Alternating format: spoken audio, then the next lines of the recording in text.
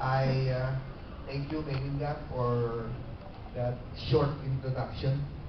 You know, I always say whenever I speak all over the Philippines that I need not be introduced lengthily because by this time, after serving 2 years in PRC, Board of Real Estate, I must have been known already all over the Philippines, whether negatively or positively. Why negative? For those who were not able to get their license. I would like to acknowledge the officers of Pareb, also my former colleague in the CHED technical panel on real estate, Leo, and Ray, of course, and other dignitaries here.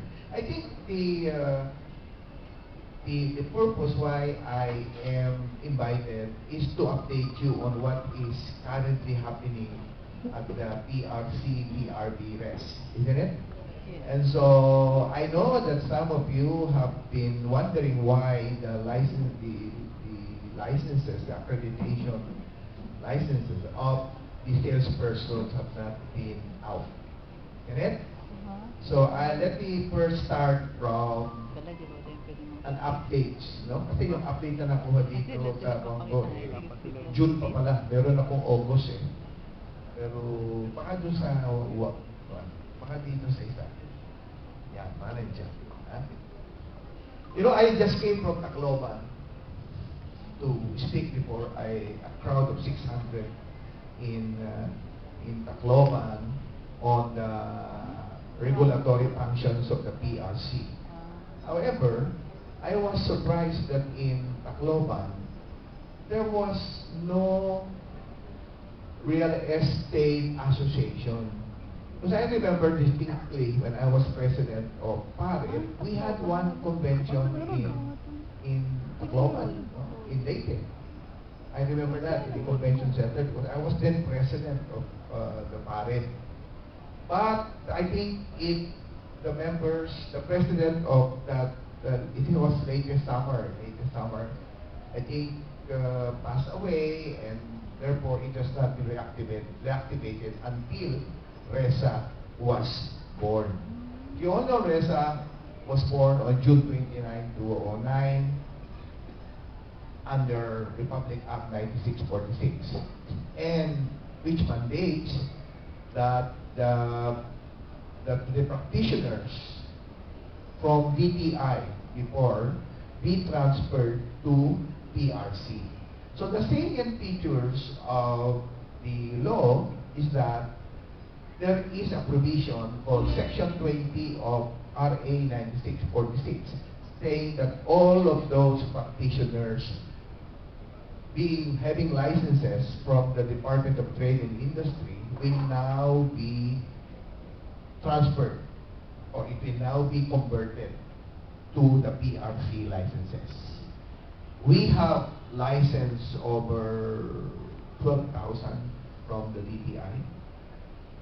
And those who, I'm so happy because those who were not able to renew for so many number of years were able to do so in PRC. The latest count in 2008 under the DTI regulation, we only have about 7,000 renewing regularly out of the so many 25,000 who were originally registered but they never renewed their licenses for some reasons or the other, or perhaps they were already practicing real estate 10 feet under the ground or whatever. But right now in DTI, I have licensed almost 12,000. So now, up to the last examination in July, or appraisers, within 400 plus, 400 or more than 400 plus, we have in our statistics licensed 19,300. No? 19,300 licensed practitioners from brokers, appraisers, and consultants. Pinakamalaki, brokers. Appraisers, you have about almost 3,000. And but consultants, we only have 76. And so many of them, I think a few of them already passed away. Like Big Salinas and B.B. Sullivan and others, no? And so it has diminished. I would like to inform you, colleagues, that those of you who have 10 years in practice as brokers and 5 years as appraisers already are qualified to take the consultancy examinations scheduled on December 8 and 9. So we are giving an examination for consultants in December. And then I think we search with the website of PRC and the PRBRES, resa.org.ph, then you can see the announcements, no?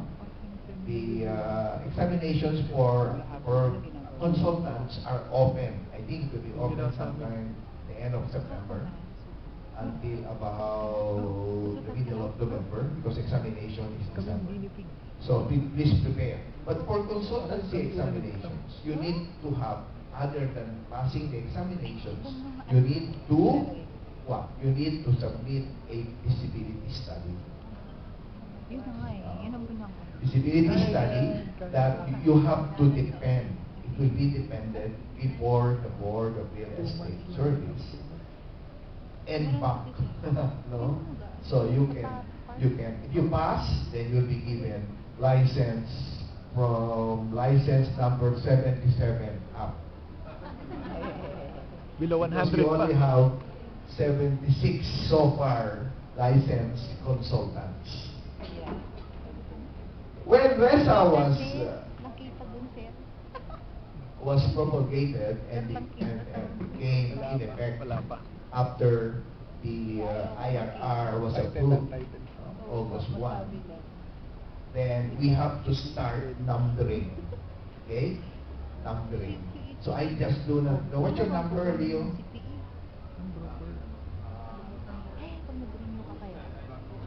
Anybody who is below 100 numbers, Ray, below 100 ka? Ano ba ang pinakamataas na number ninyo? Ito naman What's your number, ma'am? 595. May 14 na eh. Ilan ka na? 14,000. Ay, ano lang po ako? 2-3 lang. May 14,000 na. Opo, may 14. Sa total kasi natin is 19,300. See, but you have to, well, since this is a new law and a new numbering, my number in DTI is 5,307.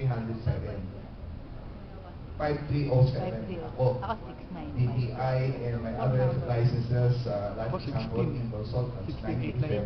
Konti lang tayo. 6,952 lang. 4 digits. Pero ngayon, when we started, of course, the Board of Real Estate Service, with the resolution approved by the Professional Regulation Commission, has been given the first numbers. So we are 5 in the board, so our numbers is 1 to 5. So 6 is the former Commissioner Ruth Padilla, then we have 7 Congressman Senator Villar, then 8 Congressman Valencia, down the line.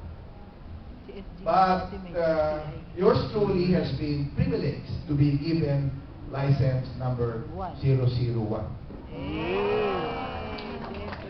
Oh, marami na.